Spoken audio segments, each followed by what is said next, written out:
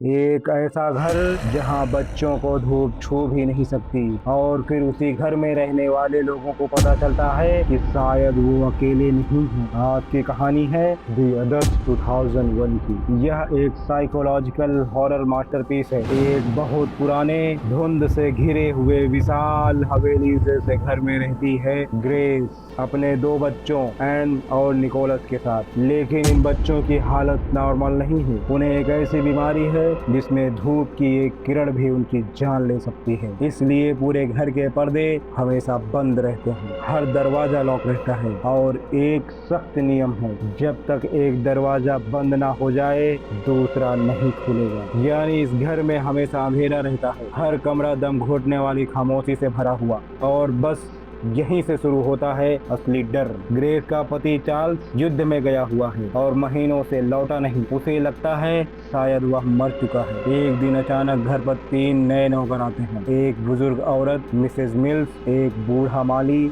और एक चुप रहने वाली लड़की लीडिया। वे कहते हैं कि पहले भी इसी घर में काम कर चुके हैं। ग्रेस उन्हें रख लेती है।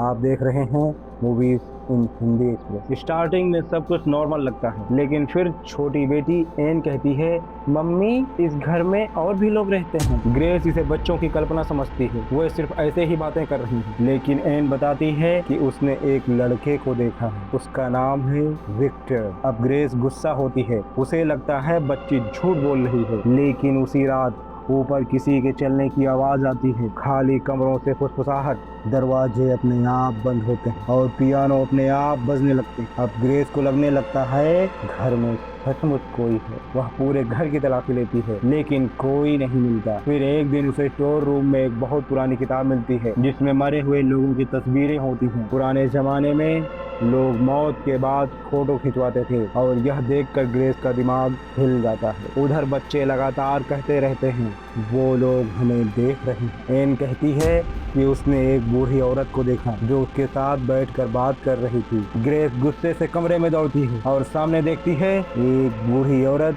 शादी वाले घूंघट में बैठी है। ग्रेस उस पर झपटती है, लेकिन अगले ही पल पता चलता है वो बूढ़ी औरत नहीं, उसकी अपनी बेटी एन थी। अब ग्रेस पूरी तरह टूटने लगती है। उसी दौरान अचानक उसका पति चार्ल्स वापस लौट आता है, लेकिन कुछ अजीब है, वह बेहद शांत है, भावनाहीन है और ऐसे बात करता है जैसे अंदर से खाली हो चुका हो। ग्रेस खुश होती है, उसे लगता है अब सब ठीक हो जाएगा। लेकिन चार्ल्स भी घर की अजीब घटनाओं से परेशान हो जाता है। एक सुबह घर के सारे पर्दे गायब हो जाते हैं, धूप अंदर आने लगती है और बच्चे चीखने लगते हैं। ग्रेस पागल होकर नौकरों पर आरोप लगाती है, लेकिन नौकर बस उसे अजीब नजरों से देखते हैं। फिर बच्चे बाहर भागते हैं और घर के पीछे एक कब्रिस्तान में पहुंचते हैं। वहां वे जिन कब्रों को देखते हैं उन पर नाम लिखा होता है मिसेस मिल्स, टटल, लीडिया, यानी वह तीनों नौकर पहले से मरे हुए हैं। अब पूरा खेल पलट जाता है। ग्रेस को समझ आता है घर में भूत नौकर नहीं है, मामला कुछ और है। वह घर के अंदर भागती है, जहां उसे ऊपर कमरे में आवाजें सुनाई देती हैं। वहां एक सियान्स चल रहा होता है, एक ऐसा स्पिरिचुअल सेशन जिसमें लोग मृत आत्माओं,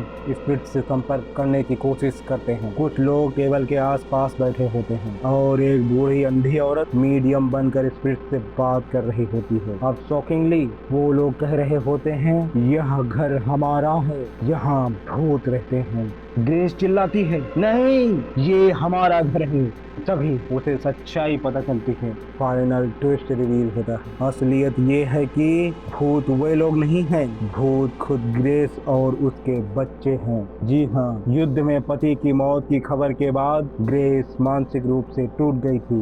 उसने तकिए से अपने दोनों बच्चों को मार दिया और फिर खुद को गोली मार ली। लेकिन मरने के बाद उसे यह बात याद नहीं रही। उसने मान लिया कि भगवान ने उसे दूसरा मौका दिया है। जिसे वह भूत समझ रही थी वो असल में जिंदा लोग थे जो उस घर में रहने आए थे। यानी पूरी फिल्म में पर्सपेक्टिव उल्टा था। पूरी फिल्म का नजरिया, उसका एंगल ही उल्टा था। हम सोच रहे थे कि कोई आत्मा इनको सता रही थी, जबकि ये खुद लिविंग फैमिली को सता रहे थे। ग्रेस टूट जाती है, अपने बच्चों को गले लगाकर रोती है, सच स्वीकार करती है। फिर वह कहती है, यह हमारा घर है, हम यहाँ से कहीं नहीं जाएंगे। नई फैमिली डर कर घर छोड़ देती है और अंत में ग्रेस, उसके बच्चे और बाकी डेड सर्वेंट्स उसी हवेली में हमेशा के लिए रहने लगते हैं, अंधेरे में, खामोशी में, उन अगले लोगों का इंतजार करते हुए जो इस घर में आने की गलती करेंगे। और इस तरह